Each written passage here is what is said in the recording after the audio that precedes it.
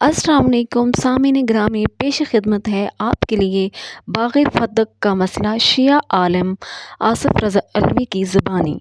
जनाब, आपने अहले हदीस उलमा, देवबंदी उलमा और बरेलवी उलमा से बाग़ फ़दक़ का मसला सुना होगा कि नबी सल्लल्लाहु अलैहि वसल्लम की बेटी हक़ पर नहीं थी और जनाब हज़रत अबू बकर सिद्दीक़ रज़ियल्लाहु तआला अन्हु हक़ पर थे। और आपने शिया उलमा से भी बाग़ फ़दक़ का मसला सुन रखा होगा कि नबी सल्लल्लाहु अलैहि वसल्लम की बेटी हक़ पर थीं, पर अल्लामा आसिफ रज़ा अलवी इस मसले को बाद में छेड़ता है। पहले बाग़ फ़दक़ का बैकग्राउंड पेश करता है और बैकग्राउंड पेश करने के बाद बाग़ फ़दक़ का मसला बयान करता है। सामीन गिरामी, आप बिल्कुल न्यूट्रल होकर इस वीडियो को देखें, ना तो शिया होकर ना ही सुन्नी होकर, फिर आप फैसला अपना कमेंट में छोड़ दें। 40 लाख दिनार सालाना आमदन आती थी। ये जगीर रसूल को, तवज्जो है, ये जगीर रसूल को मिली कहां से? ये खैबर के यहूदियों की मलकियत थी। फिर तवज्जो, ये जगीर फित्क खैबर के यहूदियों की मलकियत थी। जब रसूल ने अली के जरिए से खैबर को फतह किया, किला कबूस पे इस्लाम का परचम सर बुलंद किया। मुझे इस मिंबर की इज्जत के समय मैं बावजू हूं, 2 साल की मेहनत है इस 1 घंटे के मजमून पे। रसूल ने जब किला कबूस पे इस्लाम के परचम को बुलंद किया तो खैबर के यहूदियों ने अपनी शिकस्त का बदला लेने के लिए जब भी इस जगीर से कोई तजारत के काफिले गुजरते, ये उन काफिलों को रोक मुसलमानों को अलहदा करते, पहचान के मुसलमानों को कत्ल करते। काफिले लूट कत्ल करना काफिलों की पुरानी आदत है। काफिले रोक के पहचान कर करके मारना, ये खैबर के काफिलों से चला। ये उनमें से उस तजारत के काफिले में से मुसलमानों को निकालते, जो जो मुसलमान होता उसे कत्ल कर देते। खबर मदीने पहुंचती गई कि खैबर के यहूदी उस शिकस्त का बदला लेने के लिए वहां पर मुसलमानों को कत्लेआम कर रहे। दूसरी बार खैबर में रसूल ने फिर अली को भेजा। मौला अली खैबर में 1 बार नहीं, अली 2 बार आए। जब दूसरी बार मौला अली आए तो मौला अली ने खैबर में पहुंचते ही यहूदियों के अमायदीन को, उमरा को, उनके उलमा को इकट्ठा किया। इकट्ठा करके मौला अली ने खुतबा दिया। अली फरमाया, देखो, अगर तो तुम मरहब के कत्ल का बदला मुसलमानों के कत्ल से ले रहे हो, मैं अली आज तुम्हारे सामने इसलिए आया हूं कि मरहब को मारा है मैंने, अगर बदला लेना है तो मुझसे लो। अगर तुम जंग करना चाहते हो तो ये सोच के आना कि हाथ भी वही है, तलवार भी वही है। मैं अली तुमसे लड़ने के लिए तैयार हूं, लेकिन देखो आज मैं मुजाहिद बन के नहीं, मुबल्लिग बन के आया हूं।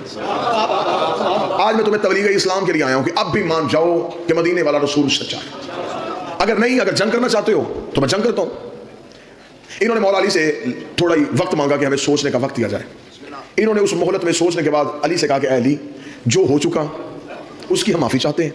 आइंदा इस इलाके में मुसलमानों का कत्ल नहीं होगा, लेकिन जो हमने कत्ल कर चुका, जो हम खून बहा चुके, हम उसकी माफी के साथ उसका जज़िया देना चाहते हैं।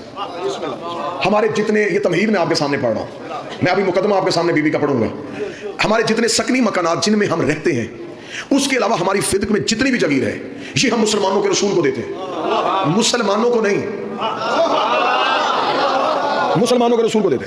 मौला ने इनसे एक मुआहिदा लिखवाया। इन्होंने एक मुआहिदा लिखा, अपने दस्तखत किए, मौला अमीर ने अपने दस्तखत किए। अली वो मुआहिदा लेके मदीने पहुंचे, रसूल का आके सलाम किया। सलाम करने के बाद अली ने कहा कि या रसूलुल्लाह मुबारक हो, माफी भी मांगी है, जगीर भी तुम्हें लिख के दे दी है।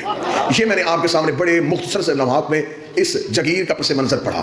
अब इस मुकदमे में बहस करते हुए मेरा पहला सवाल हर गैरतमंद मुसलमान से ये है, अगर इस जगीर में उम्मत का हक था, अगर इस जगीर में उम्मत का हिस्सा था, 7 हिजरी में खैबर फतह हुआ, 11 हिजरी में रसूल ज़हर दुनिया छोड़ी, अगर इस जगीर में मुसलमानों को कोई हक था, 4 साल नबी ने दिया क्यों नहीं?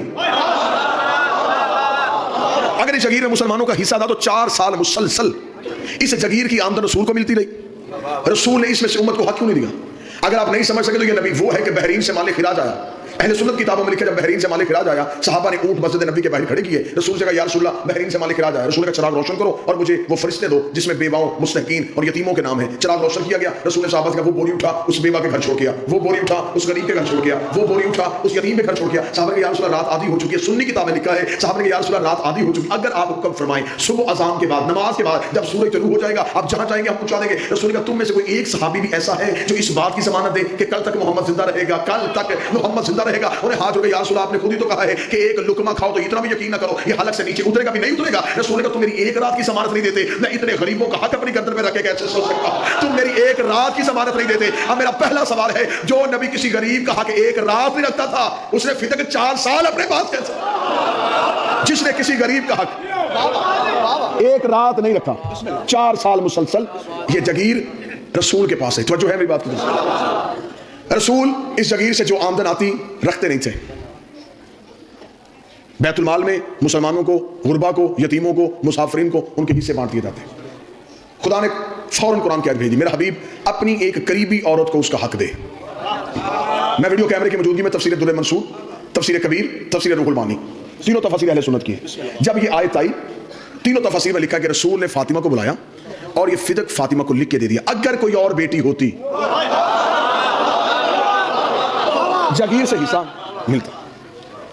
یہ جگیر منتقل ہو گئی بی بی کے نام. تو جو ہے بی بی کے نام جب یہ جگیر منتقل ہو گئی شریف باپ کی شریف بیٹی نے, جیسے باپ تقسیم کرتے تھے ویسے ہی میری مخدومہ نے اس مال کو تقسیم کرنا شروع کیا. نبی کے جانے کے بعد جب حکومت پہ قبضہ ہوا, منبر علی کے پاس تھا, قبضہ حکومت میں ہوا تھا. جب تخت پہ قبضہ ہوا, اب یہ بیٹھ تو گئے, بیٹھ کے اب بادشاہ یا حاکم بننا اتنا آسان کام نہیں تھا. حکومت چلانا ایک اہم ذمہ داری تھی.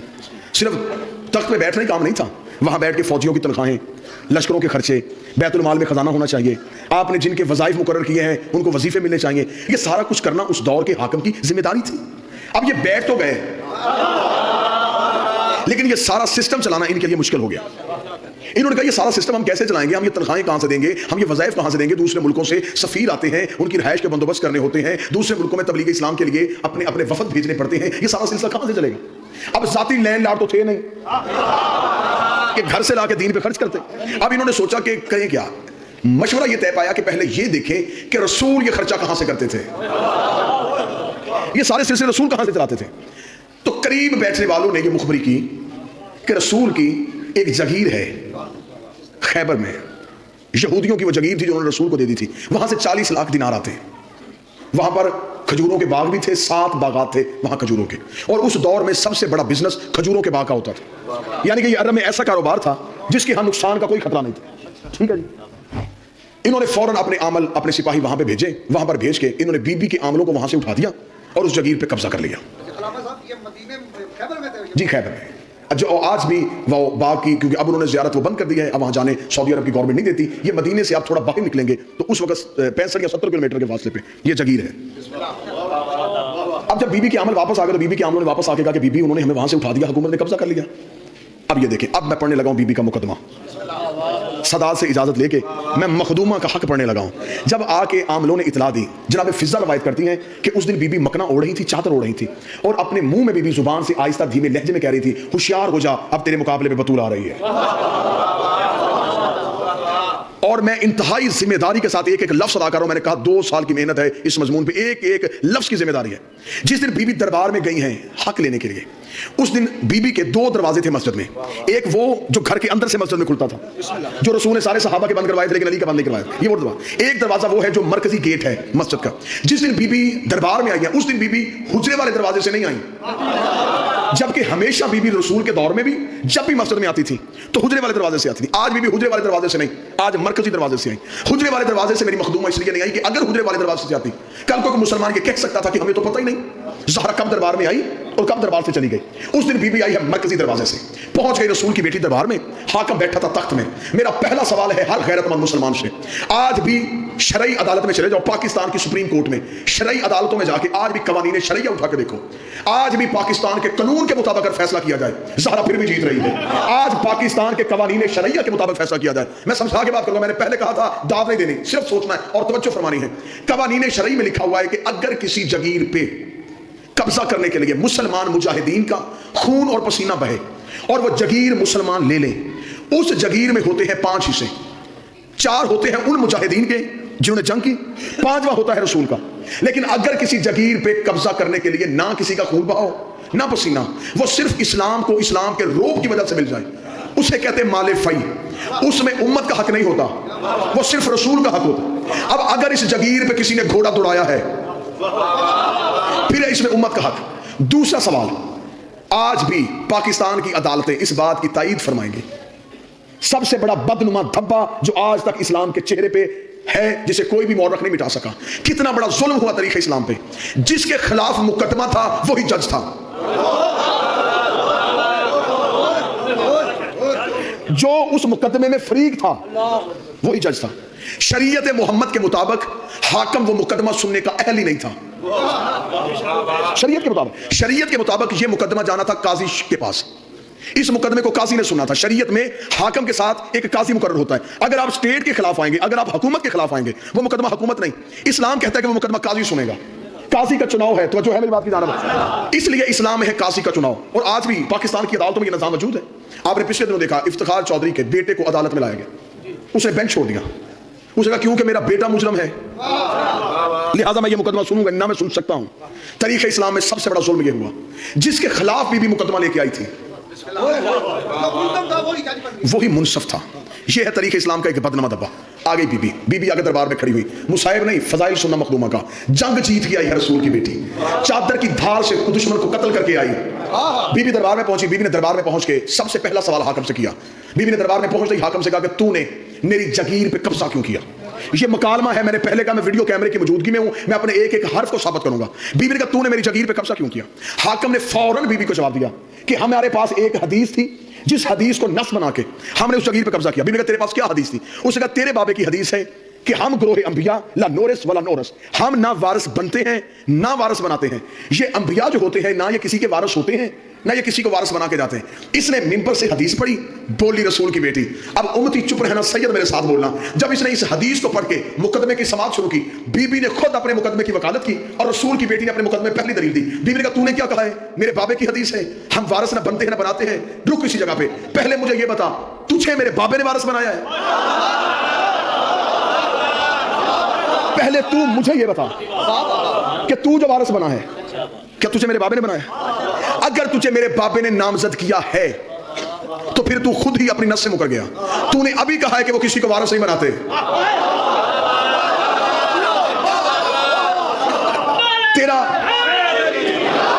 تیرا نامزد ہونا غلط۔ حاکم چپ ہوا۔ حاکم نے کہا مخدومہ بنت رسول تو اپنے مقدمے میں بحث کر۔ دربار میں اکیلی وکیل، مخدومہ نے کہا میں اپنے مقدمے میں بحث کرتی ہوں۔ اس نے کہا تیرے پاس ثبوت؟ بی بی نے کہا میرے پاس ثبوت ہے، ثبوت پیش کیا جائے۔ بی بی نے عدالت میں وہی معاہدہ جو یہودیوں نے لکھا تھا، جس میں مولا علی کی بطور گواہ اور رسول کی مہر تھی، اور نیچے لکھا تھا رسول نے کہ یہ جگیر میں اپنی بیٹی فاطمہ کو دیتا ہوں۔ بی بی نے وہ تحریر دربار میں پیش کی۔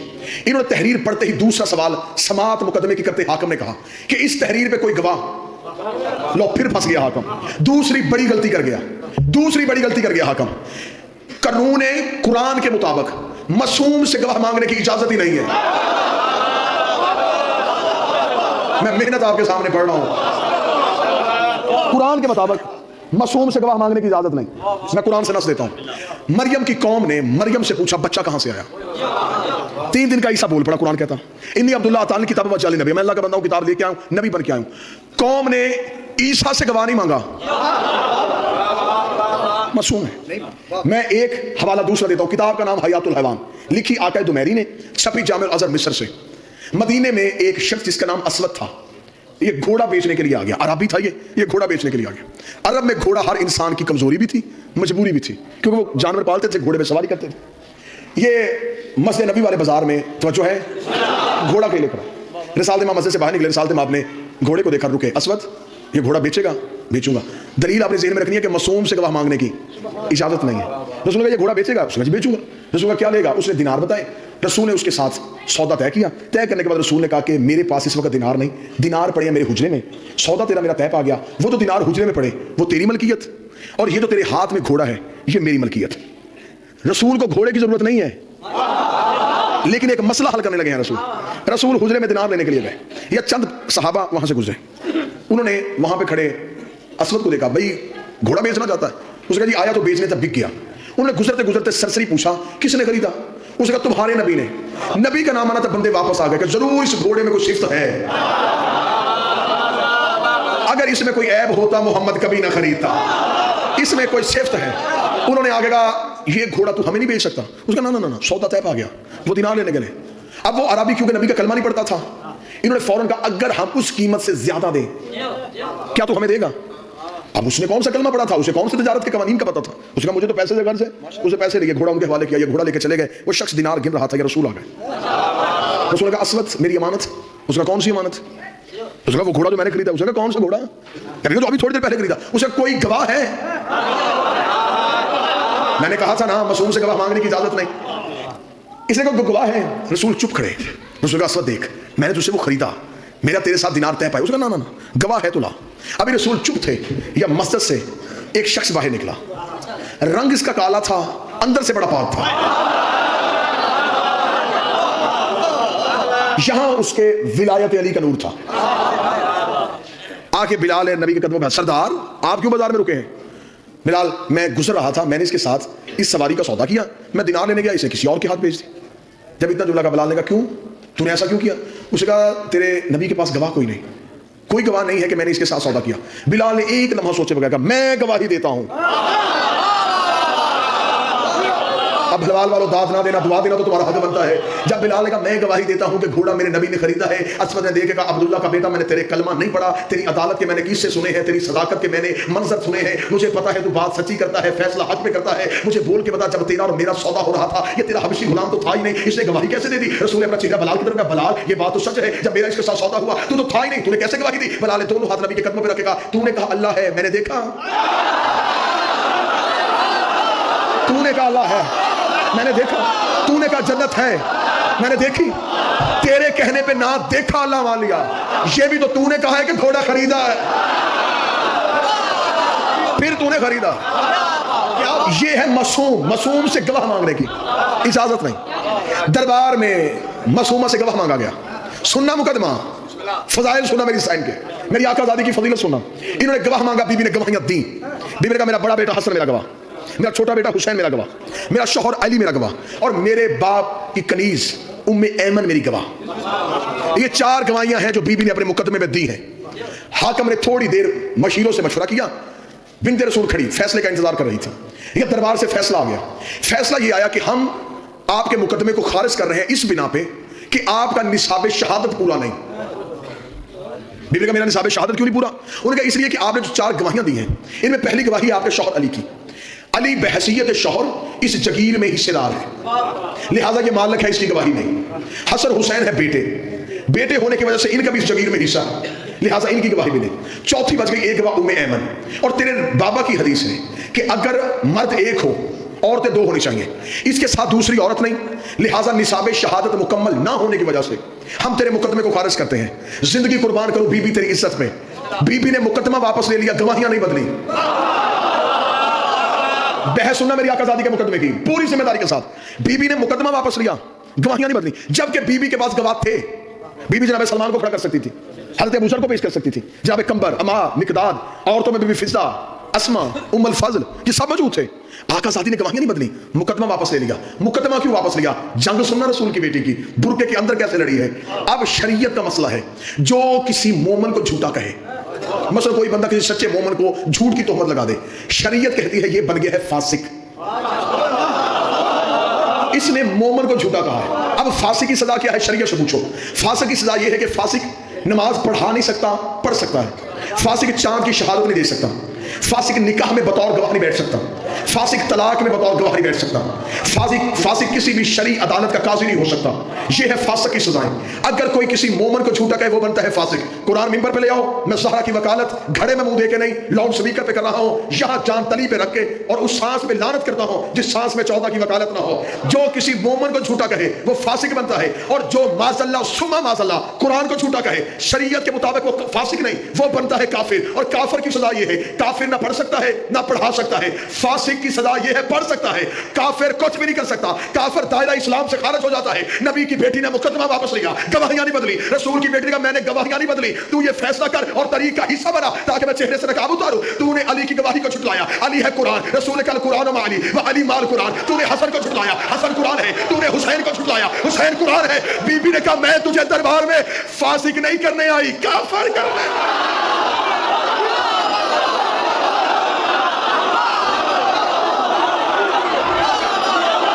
بسم اللہ، میں تجھے بسم اللہ یا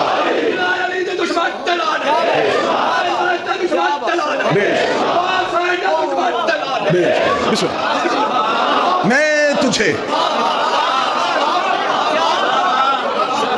جو کام نبی نہیں کر سکا،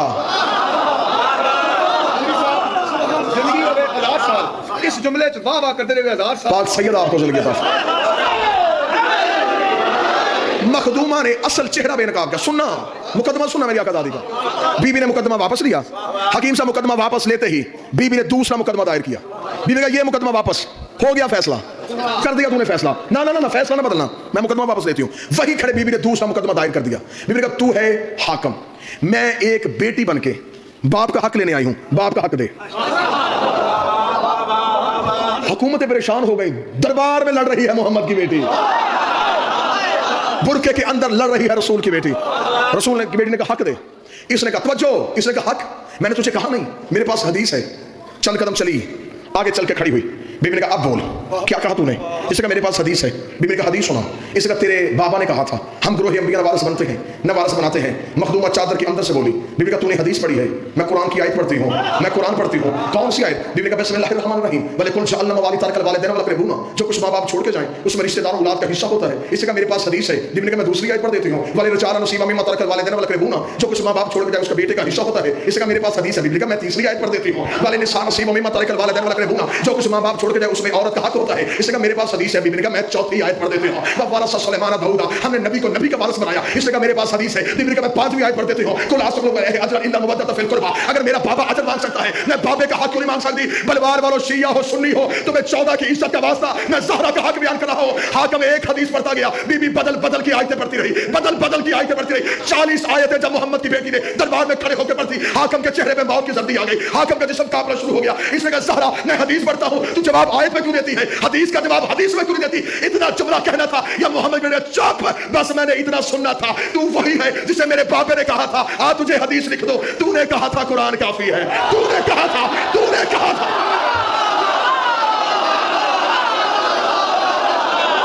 تو نے کہا تھا.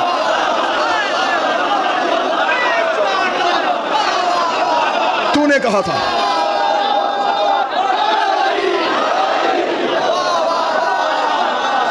تجھے میرے بابے نے کہا تھا. تجھے میرے بابے نے کہا تھا میں تجھے حدیث لکھ. تو نے کہا تھا قرآن کافی. آج میں قرآن پڑھتی ہوں برداشت کیوں نہیں کرتا؟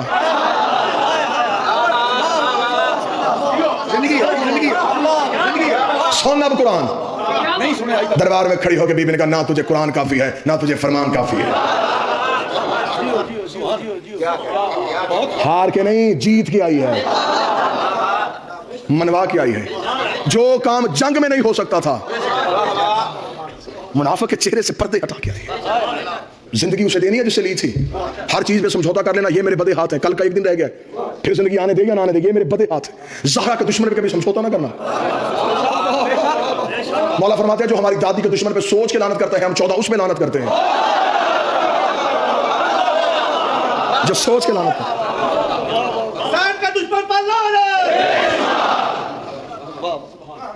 آج بھی جو بندہ نیا شیعہ ہو سر پہ قرآن رکھ کے پوچھو وہ خیبر پڑھ کے شیعہ نہیں ہوا، وہ خندق پڑھ کے شیعہ نہیں ہوتا. اسے شیعہ کرتا ہے رسول کی بیٹی کا. 13 معصوموں کی محنت ایک طرف، اکیلی زہرا کا دربار جانا ایک طرف. جو بھی بندہ شیعہ ہونا چاہے اسے منواتا ہے صرف حق زہرا. میں نے اکثر نئے شیعہ ہوئے بندوں سے پوچھا کیوں شیعہ ہوئے؟ وہ کہتے ہیں شیعہ کر گیا ہمیں رسول کی بیٹی کا حق. آج بھی سچ اور جھوٹ کی پہچان ہی حق زہرا سے ہوتی ہے. قبلہ مبلغ اعظم مولا اسماعیل کہا کرتے تھے شیعو اپنے بچوں کو 2 چیزیں رٹا دو، ایک غدیر اور ایک فدق.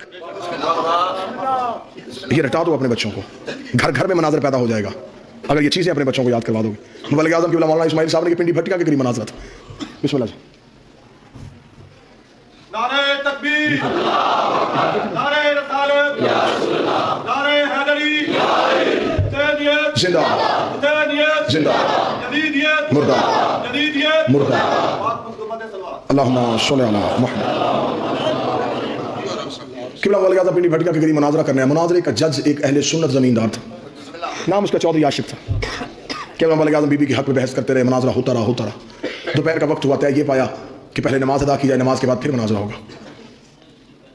उस चक का मौलवी जो क़िबला मौलवी आज़म से मुनाज़रा कर रहा था, नाम भी क़िबला मौलवी आज़म की किताब उसका लिखा है, मौलाना नूर मोहम्मद उसका नाम था। ये नमाज़ पढ़ाने के लिए मस्जिद में गया, अहले सुन्नत जितने थे उसके पीछे नमाज़ पढ़ने के लिए खड़े हो गए। वो तो चौधरी आशिक, वो किताब उसने कोई भी नहीं पढ़ी थी, लेकिन अकल किताबों की मिरास नहीं होती, दानिशमंदी जो है ये डिग्रियों से नहीं मिलती। चौधरी आशिक मौलवी के पीछे नमाज़ पढ़नी शुरू की, नमाज खत्म हुई, उसने नमाजियों से कहा मस्जिद से बाहर जाओ, मैंने मौलवी साहब से अकेले कोई बात करनी है।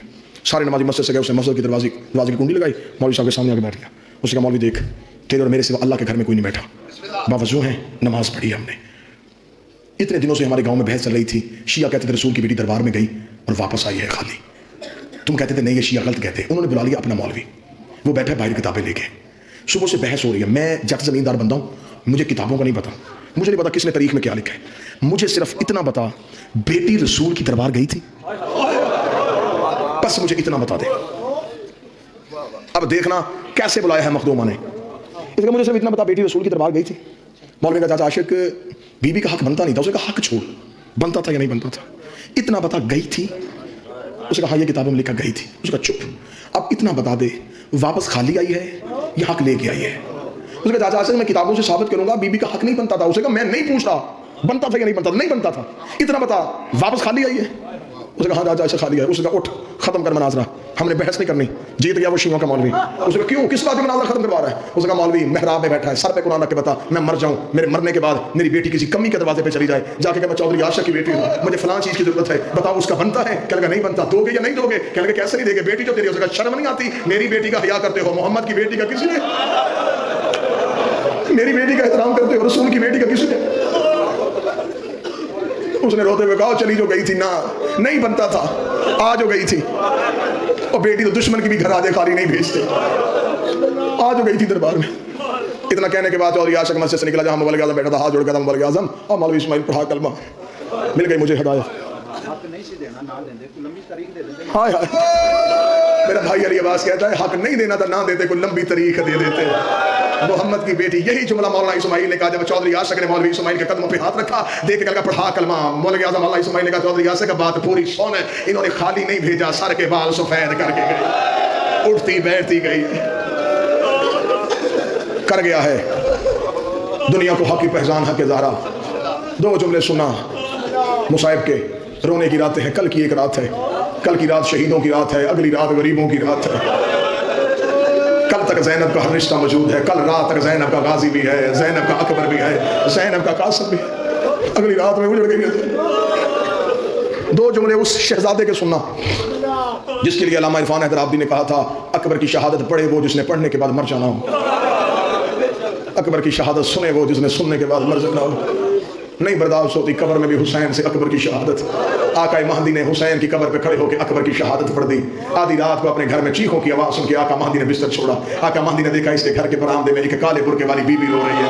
आका महदी ने देखा कि बीबी मन अंते तू कौन है, रो के कभी पर्दा कर, मैं मोहम्मद की बेटी ज़हरा।